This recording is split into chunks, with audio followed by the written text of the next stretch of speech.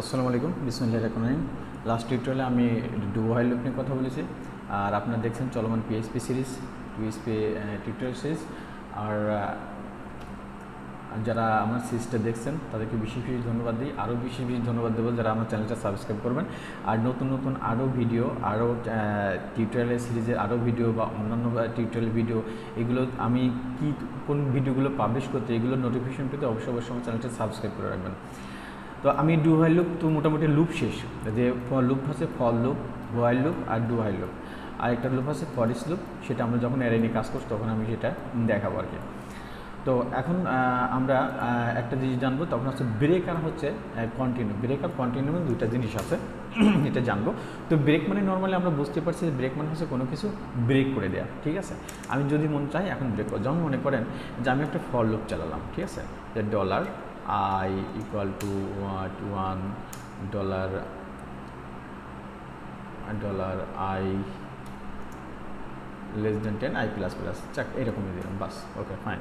তো এখন এর কাজ ছিল কি, যে কাজ ছিল ডলার আইটা কী করবে, সে প্রিন্ট করবে, তাই না। তো ডলার আইটাকে সে প্রিন্ট করবে, প্রিন্ট করার পরে 1 থেকে 10 পর্যন্ত প্রিন্ট করবে।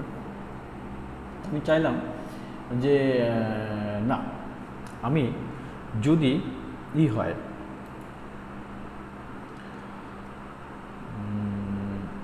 যদি দেখি যদি কখনো ডলার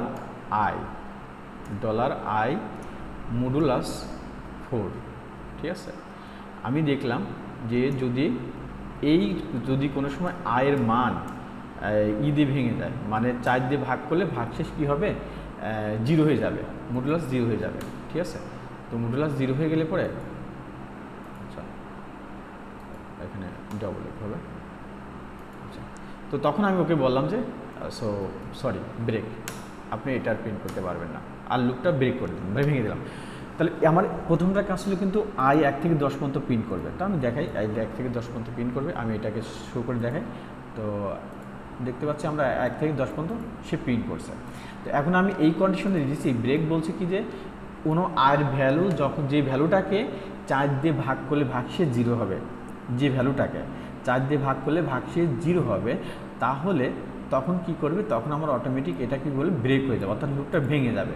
তাহলে আমরা দেখেন 1 2 3 4 যে যখন আসবে আয়ের মান 4কে 4 দিয়ে ভাগ করলে ভাগশেষ 0, তারপর কিন্তু লুপটা ভেঙে যাবে। তারপর দেখবেন আর কিন্তু সে প্রিন্ট করবে না, দেখেন এই যে 1 2 3 পর্যন্ত প্রিন্ট করছে, 4 আর সে প্রিন্ট করার সুযোগ পায় নাই, কারণ 4 যখন হয়েছে তখন তাকে ব্রেক করে দিয়েছে, ঠিক আছে। আমি যদি বলতাম যে 4 দিয়ে ভাগ করার পর ভাগশেষ 2 থাকবে, কোনো সংখ্যাটাকে 4 দিয়ে ভাগ করার ভাগশেষ 2 থাকবে, তখন এটা ব্রেক করে দেবে। তো আমরা দেখা যাবে যে 6কে যদি আমরা 6 আসি, 6কে 4 দিয়ে ভাগ করলে ভাগশেষ 2 থাকবে, তাহলে কিন্তু আমার সংখ্যাটা 1 থেকে 5 পর্যন্ত কিন্তু সে কী করবে, প্রিন্ট করবে। কিন্তু 6 যখন হবে তখন সে প্রিন্ট করতে পারবে না, তখন এখান থেকে লুপটা ভেঙে যাবে। দেখেন এটা, এই আচ্ছা 1 কেন আসলো, মানে 4 দিয়ে ভাগ, সরি 2কে 2 দিয়ে 4 দিয়ে ভাগ করলে মডুলাস 2 হয়, ঠিক আছে। সরি, আমার একটা মিস্টেক হয়েছে। আচ্ছা, তাহলে আমি যদি বলি যে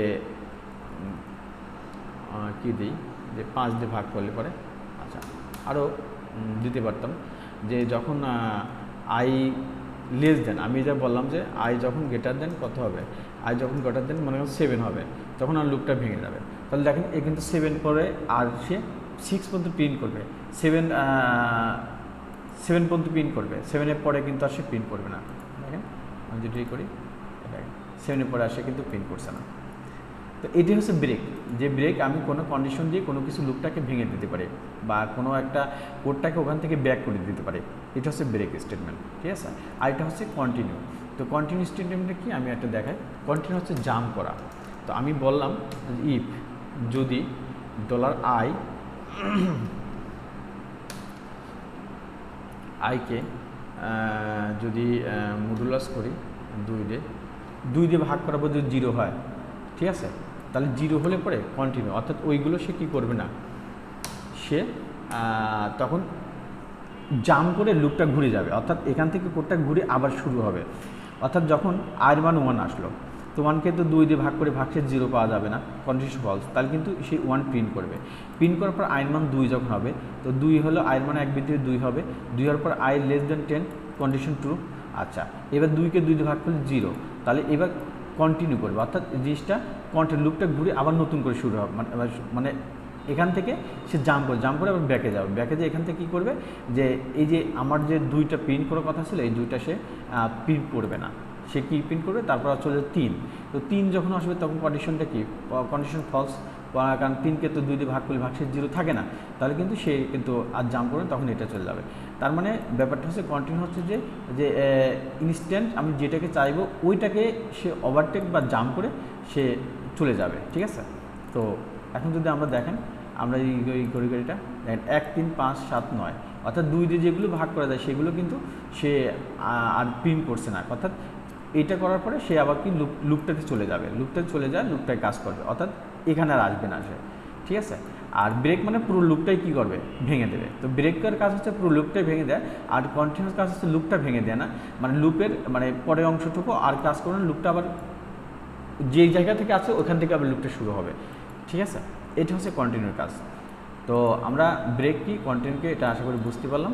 তো আমরা এটাই ছিল স্টেটমেন্টগুলো, এক্সপ্রেশন আমরা শিখলাম হচ্ছে হলো for loop, while loop, do while loop, তারপরে ইপিএল সিএল সিএপে, তারপরে হলো do while loop, break, continue.